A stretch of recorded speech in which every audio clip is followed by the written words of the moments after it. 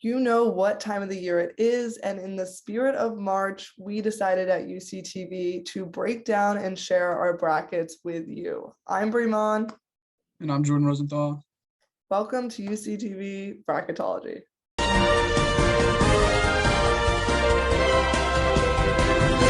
Okay, so for this men's bracket, there's obviously a lot to break down. So let's start with that West region. What's the biggest possible upset you have, most surprising thing? So if you look at my bracket, I have Alabama going all the way to the Elite Eight. That would require them most likely upsetting, barring other upsets, Texas Tech and then Duke. This Alabama team has been really volatile the whole year, but I think that kind of works in their favor in March. That's how March works. All you need to do is win a certain amount of games, get hot for a certain amount of games, and you win. That's it. This team has great notable results this season. Gonzaga win, Baylor win, Houston win. And I think if this team gets hot, they can play against the big boys. I also have that Duke loss early, I think in the Sweet 16.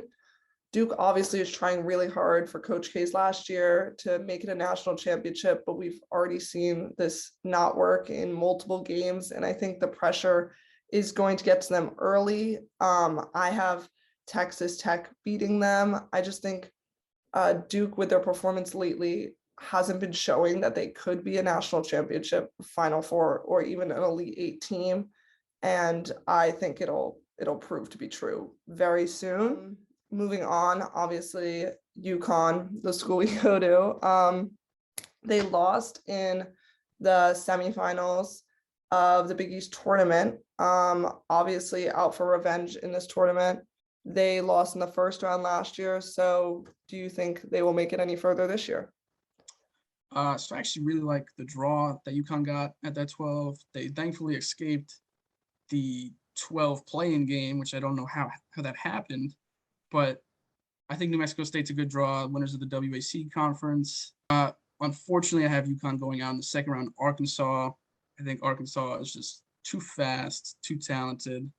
UConn has them beat size-wise, but if Arkansas gets hot shooting, then I don't think that game can be winnable for UConn. I have UConn going to the Elite Eight. I just really think if all the pieces fall together, we did not see it in that Villanova game, but I think we have so many different valuable moving parts that Sunoco, Cole, Tyrese, I just think if it all worked, we could be unstoppable. So hoping that potential plays out. Who do you have winning the West? Going through the West all the way, I have Gonzaga. This team's got too much talent. March is about the stars. All the stars are going to shine. Chet Holmgren, a really unique player. And the rest of that Gonzaga team is really incredible. Drew Timmy's back for another year. And I see them going to the Final Four. I have Texas Tech. Really, my only reasoning is that they beat Baylor twice. I also think on the logic of them coming off the potential Duke win that they will have, they'll just have so much momentum that they have to win the region. But I could honestly see it going your way as well, as they're kind of coming back from losing last year and wanting that redemption after losing to Baylor. So I could see Gonzaga also being there, but I think it would definitely be one of those two teams. Moving into the East, what's the biggest upset we have in this region? So I have UNC going all the way to the Elite Eight. On this path, they take down Marquette. They beat Baylor in the round of 32, and they take down UCLA in the Sweet 16. I mean, this team closed the season with 5 straight wins. One of them against Coach K in his last home game. A nice little spoiler right there. Like I said before, teams get hot, teams win. Armando Bacot, really good player. And in that Sweet 16 matchup against UCLA, I'm probably one of the biggest UCLA non-believers you will find. I think that team is overrated, and I think they make it to the Elite Eight. Okay, I have UNC only making it to the first round. As much as I was born a Tar Heel, this team I've seen do great things over the years. I've seen them win national championships, and that Duke game was one of their best performances. But sadly, they have a couple losses that are just concerning to me, 9 overall this season. And that just makes me concerned against how powerful Baylor is. UNC did beat Duke when no one saw it coming at Duke. So, if the Tar Heels win, I will not be upset at all. My other upset that's a little odd is Murray State. I think Murray State, this is their year.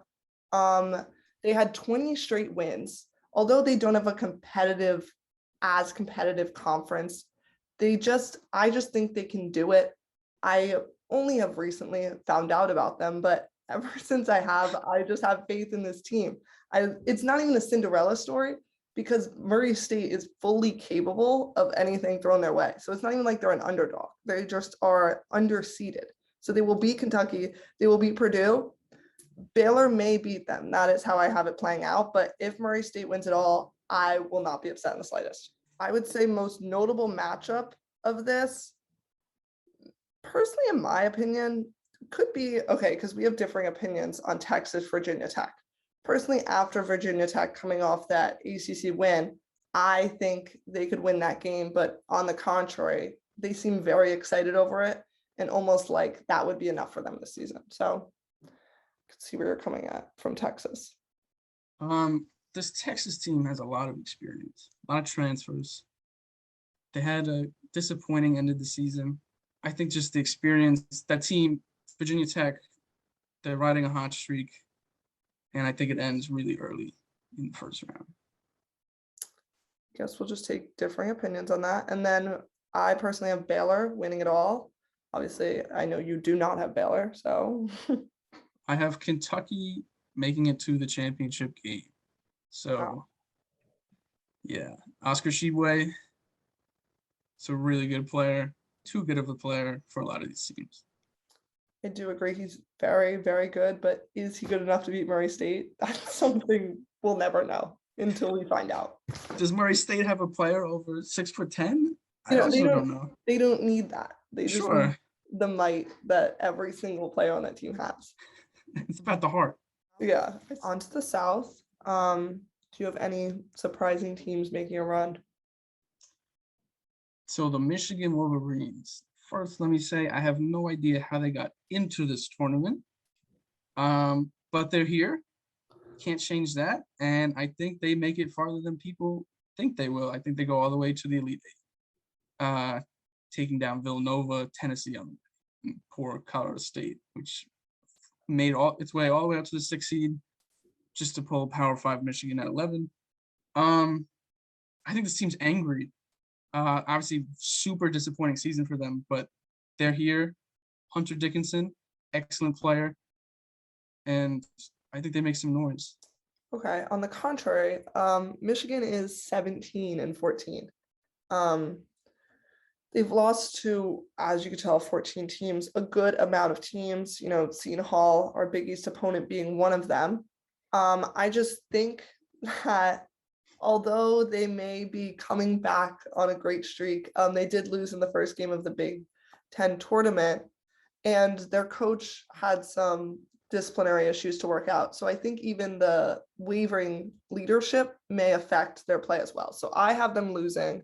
I let them win in the first round, but they're out after that. You let them win. Yeah. Coach is firing them up. Yeah. He's firing them up a little. He's firing them up. And he might take out the other coach. That could be in another big matchup, in my opinion. Loyola Chicago, Ohio State.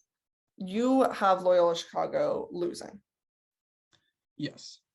That would be purely for the reason that I have not talked to someone who doesn't.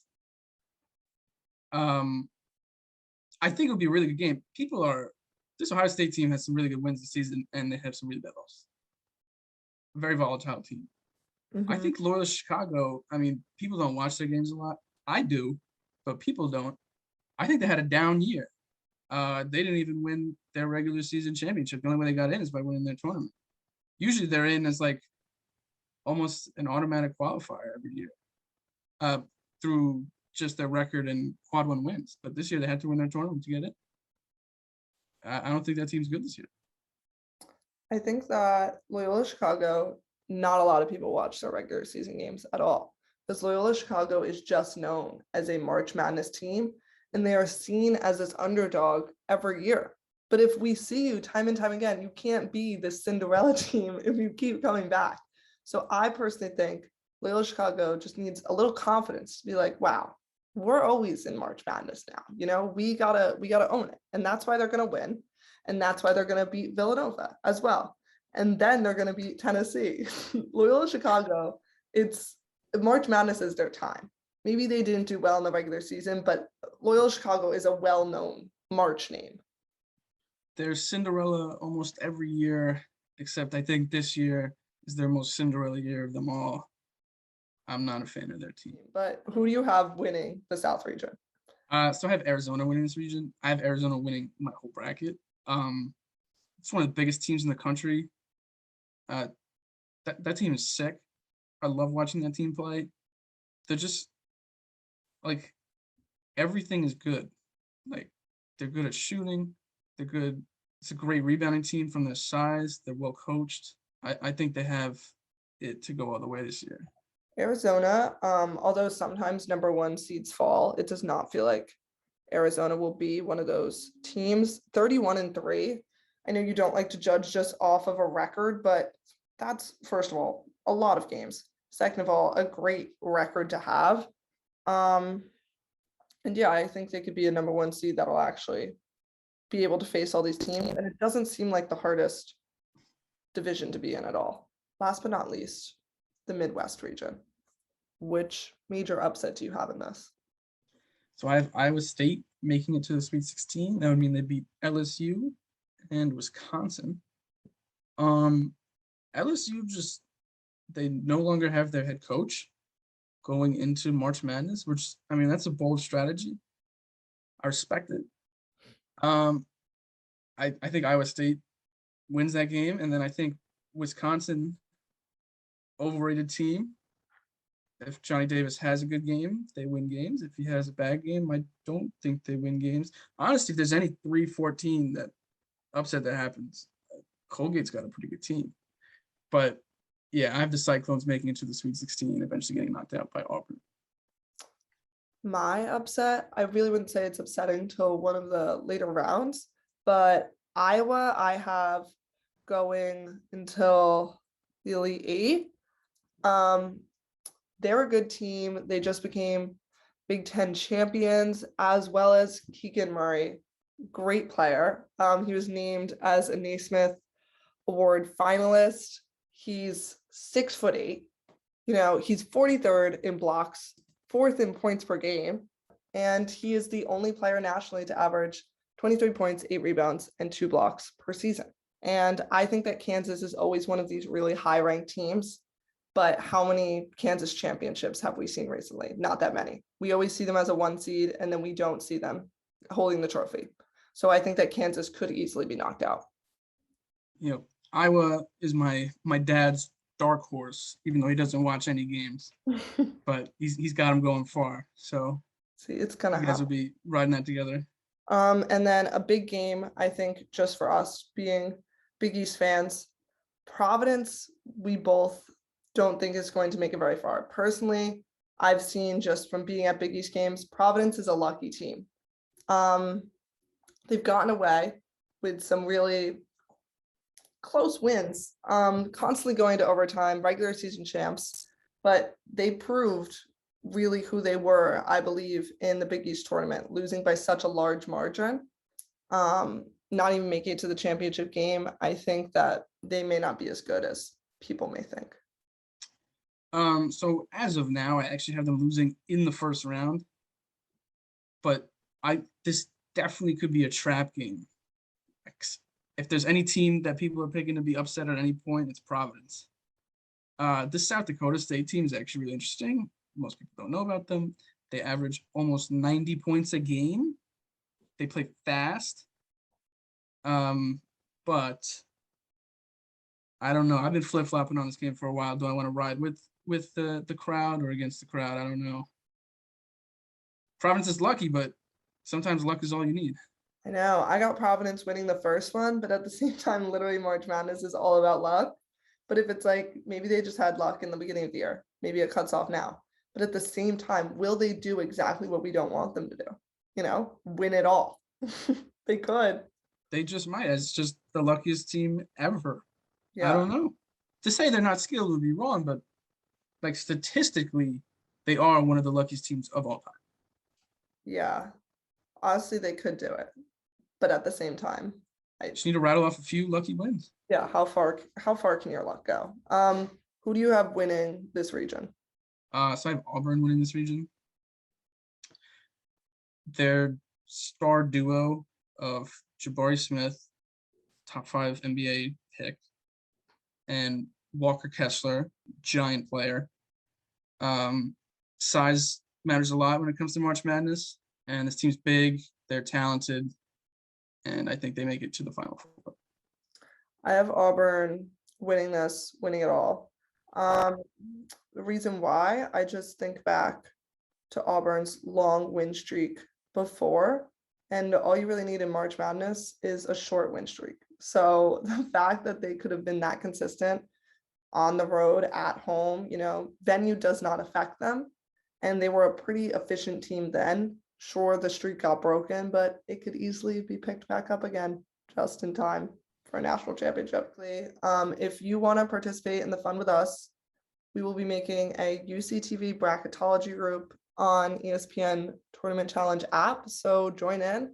Maybe you guys will have a couple better picks than us. But until then, happy March. Let's get the madness started. I'm Mahn.